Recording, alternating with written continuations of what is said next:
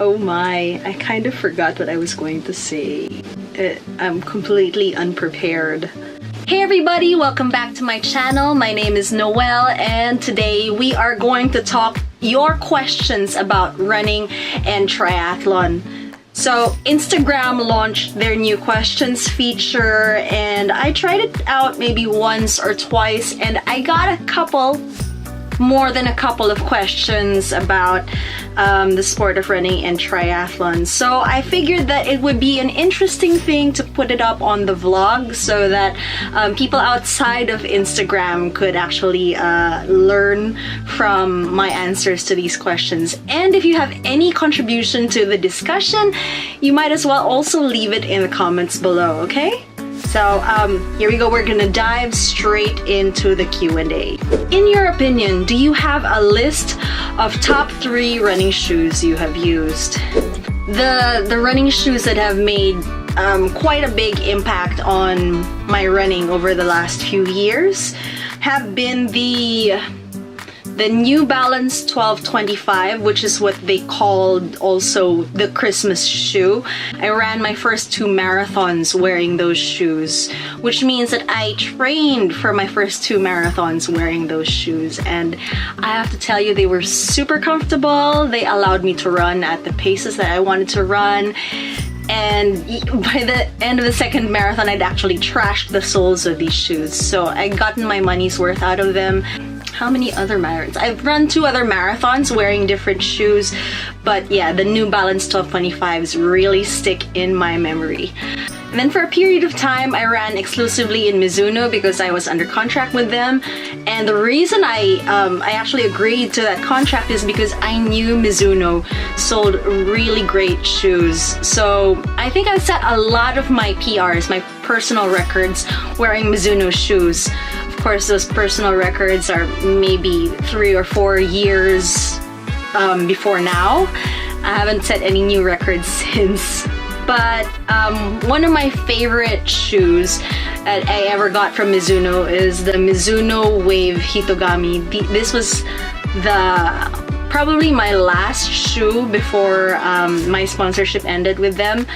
And the reason I really like them is they were super light, but I still felt really supported in these shoes. And they were also the same pair of shoes that Javier Gomez was wearing during that time because we were both Mizuno sponsored athletes. So yeah. My last of these 3 running shoes that really made a mark on me is the Under Armour Speedform Apollo. The most distinguishing feature of the Speedform Apollo is the fact that the shoe bed and the shoe upper are actually one piece. It cups the heel like this, so there are no hard ankles. No hard angles, and it felt like it hugged the foot, but it didn't strangle my foot. They were super light, super easy to get in and out of, so they were great for transitions.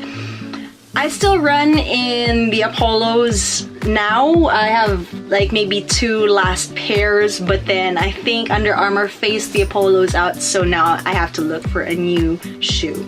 Okay, next question. Where should a runner focus more, form or speed? And I answered this by saying that speed is affected by form. You can only get so fast with bad form before you get injured.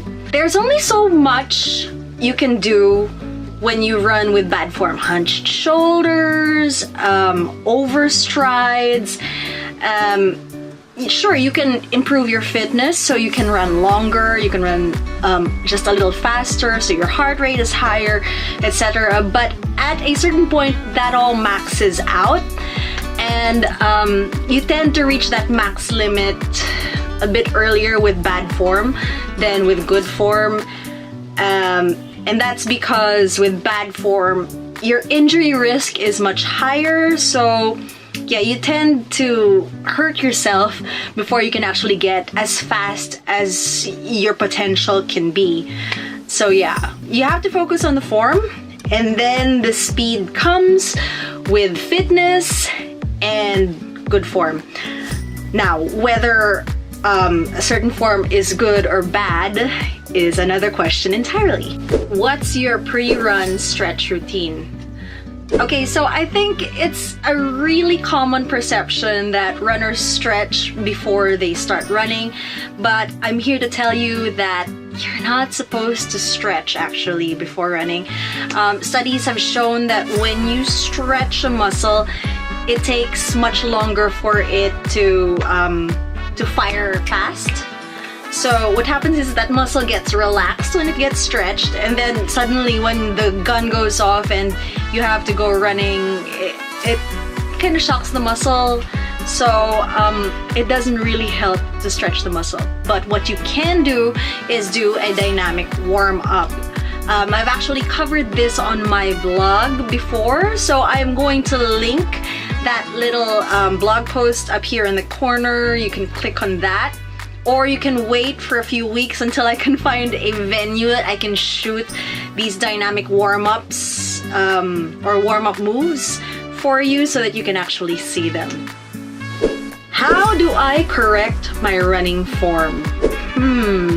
Running form is highly individual, and what might look good with a Usain Bolt is not necessarily correct when it comes to running long distance like Mebke Flexi. So the best thing you can do without actually having a coach teach you your running form is you can take a video of yourself, and then you can see so take a slow-mo video of yourself from the side and also head on, going towards and from behind you. Those are the camera angles that you need, and then you'll be able to see, number one, your posture. Are you upright when you're running, or are you hunched over? Are you broken at the waist or the hips, which contributes to running inefficiency? Also, where your foot lands with respect to the rest of your body, the center of your mass. The head-on angle will tell you whether you're running knock-kneed or your toes are pointing out. Those things. It'll tell you if your knees tend to collapse inwards. It'll tell you if your hips rock side to side this way instead of just the legs swinging from under them. It can tell you if your arms are swinging and crossing this midline, which is another source of inefficiency when you're running. And then the view from behind can tell you also if your feet tend to kick out, and then you can take these videos to a running coach or a running expert, a gait expert, who can then tell you how to correct these issues. Or if you like, you can take it to the temple of YouTube and try to compare yourself with elite runners. Actually, the best thing really, and the fastest way that you can improve your running form is to go to a coach who will be able to tell you what you need to work on and how you can best work on it. Okay, our next question is on the injury side, and it's any recommendations for heel pain? Okay guys, real talk. Heel pain is most commonly caused by plantar fasciitis. This is a term that most long-time runners have heard. It's a dreaded condition because it causes pain under the foot, especially in the arches and the ankles and the heel. So apparently plantar fasciitis is the tearing of a ligament on the bottom of the foot where it attaches at the heel. The tearing causes inflammation, and the inflammation causes pain. Okay, what's inflammation? It's swelling. So how do you treat swelling? The usual modalities are RICE, rest, ice, compression, elevation, which otherwise translates to you gotta stop running, which is not something that a lot of runners like hearing, but it's something you have to do because if you keep running on inflamed plantar fascia, it's not going to help them heal. In fact, it just causes further damage to the foot. So you have to rest. and then you have to ice it. So a lot of people recommend putting water inside a plastic bottle, freezing that water inside the freezer, and then taking that bottle and rolling it under the soles of your feet. So this helps the inflammation go down. Compression. A lot of people have found relief wearing certain socks that compress the soles and arches of the feet. There are also socks that kind of have attachments where the toes are long. The toes of the fabric of the socks are long, and they kind of attach to the top of the sock. And what this does is it keeps your foot, imagine this is your heel and these are your toes.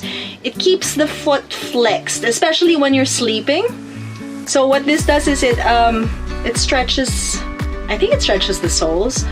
But a lot of people who have plantar fasciitis report that in the mornings when they've slept and their feet have kind of relaxed, so they're in a pointed position, the first step off the bed is a doozy. It's really painful. So yeah, compress it, maybe stretch it. Elevation. I just take that to mean keep off your feet for a while until the swelling goes down. So the usual recommendation is 6 to 8 weeks of no running, according to active.com, which is always it's a good resource for general knowledge about running. Plantar fasciitis is not typically caused by direct injury or trauma, but commonly the result of running or walking in a worn-out pair of shoes, training on a new surface, or adding heels into a routine. So, you know that this is yung what we call nasobrahan, nabigla, that sort of thing. So, active.com recommends, at the first sign of pain in the arch or the heel, consider rest, ice, stretch, and yeah, their elevation is, it's not elevation, it's wear shoes. Make sure you are wearing shoes all the time, no going barefoot. Okay, so I guess it means that you have to keep your foot supported, and you keep your foot best supported by wearing shoes while your foot is recovering from plantar fasciitis.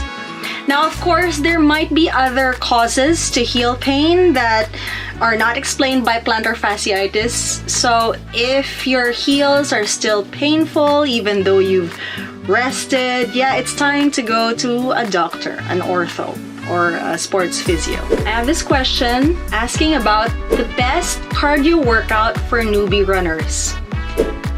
You know what? I think for newbie runners, the best cardio workout is really just starting the running.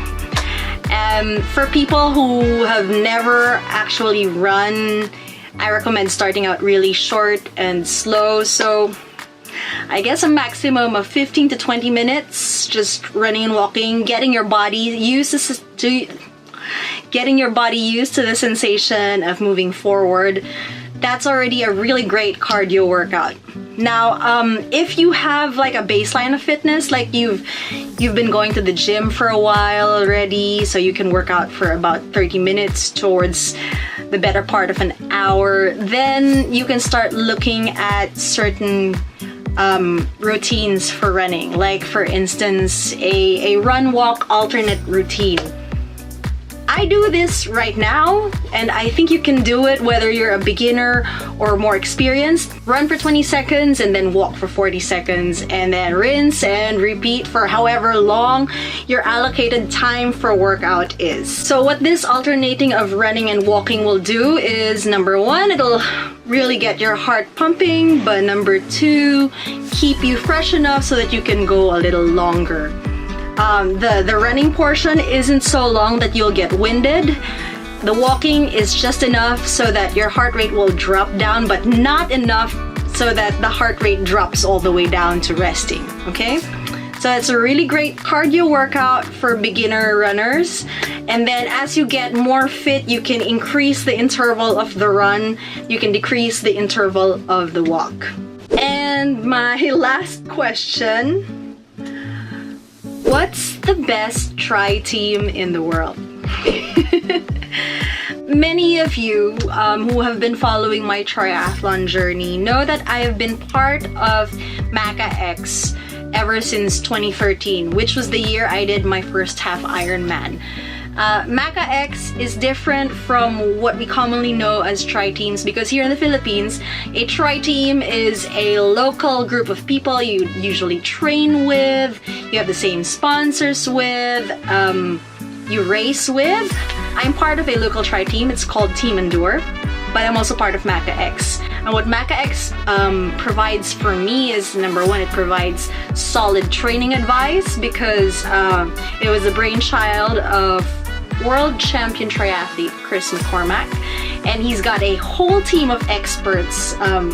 They're coaches and nutritionists and dietitians and mental experts and sports scientists and all that. It's kind of like having your own professional team of experts that guide your training, but at a lower cost. You share it with the whole bunch of people who make up the Maca X community. Training advice is one. Number two is the community, because it gives you a worldwide network of people that number one is you can hang out with online, you can talk triathlon with them. I know that as triathletes, we tend to hang out with other triathletes, and if we're not in a local community of triathletes, it's kind of hard to talk shop, especially with maybe your friends from high school. They don't understand anything that goes on in triathlon. And so yeah, Maca X has this international community of like-minded people, and I love it because I can be my geeky self with them and nobody bats an eyelash. Also, this community worldwide really helps when you're racing elsewhere in the world. So I've done races where I've met up with Maca X members, and it was helpful because I wasn't racing there with other people, other Filipinos, other people I knew. So it was nice having support. Some of these people weren't actually racing that race, they were just there to support. And some of them were locals to the area, and it was so great having local advice and local help. And I've also done this for Maca X members who have come to the Philippines, so it's pretty cool. If you're interested in finding out more, go to macax.com. The membership is about $29 a month, which includes training plan to any distance of your choice. So there's sprint, Olympic, half Ironman, full Ironman, and then you can get the other training plans at a discount, marathons, swim specific plans, nutrition, that sort of thing. But really, I think that what was really valuable to me with Maca X, especially when I was training and racing very actively, is the community that I found there. Okay guys, so that about does it for me and this vlog for now. I know it's a little bit static because it's a Q&A, but I hope you enjoyed it. And if you've got any questions, please let me know in the comments below, or you can get in touch with me over social media. You can find it all here. So hopefully that's helped you.